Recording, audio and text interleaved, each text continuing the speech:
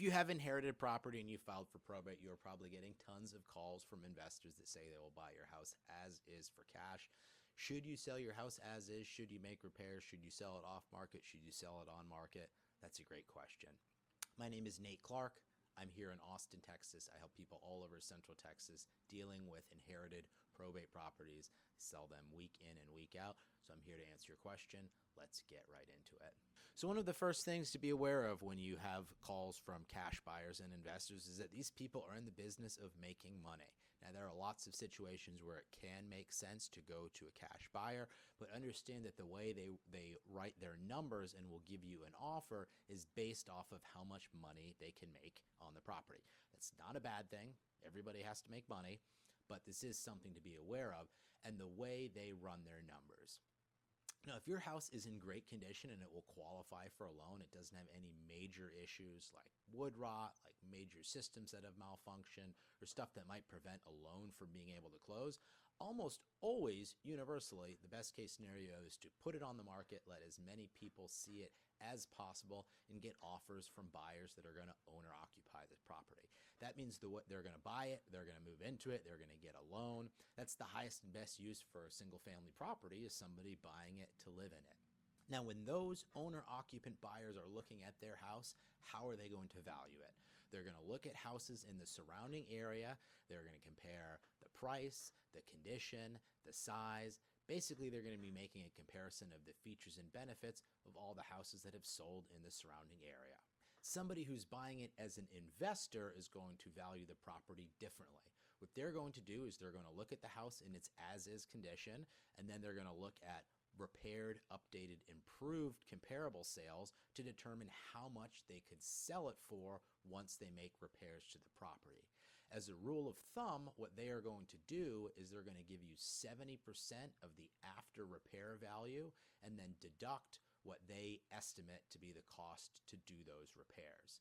So if they look at your house and they say, hey, it's going to be $500,000 once I sell it and I put $50,000 into it, they're going to say 70% of $500,000 is $350,000.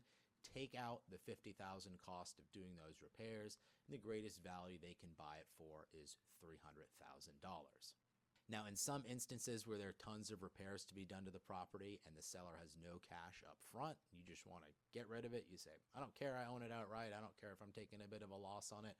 Going to those cash buyers can be the correct route to go down, but you may find that you only really need to put $10,000 or $15,000 into it to get it to qualify for a loan, where maybe somebody that's buying it based off of those comparables would pay $425 or $450 for the property. So this is just a comparison and something that you want to weigh in mind. As is always the case, it's about time versus money, and relative to the money that you're willing to put into it up front. Now, if you go down the route of selling it to a cash investor, that doesn't mean you should just take the first offer that comes in from somebody that you don't know, from Adam calling you over the phone. What you want to do is get multiple offers from investors that you know are likely to be able to close on the property, and you can get them to compete with each other, just like if you're on the open market. If you get 5 or 10 offers on the market from buyers, you probably are going to end up getting the highest figure possible. The same is true when you sell a property off market or directly to investors. For instance, we had a property that we were advertising for $175,000 to a cash buyer list that I have.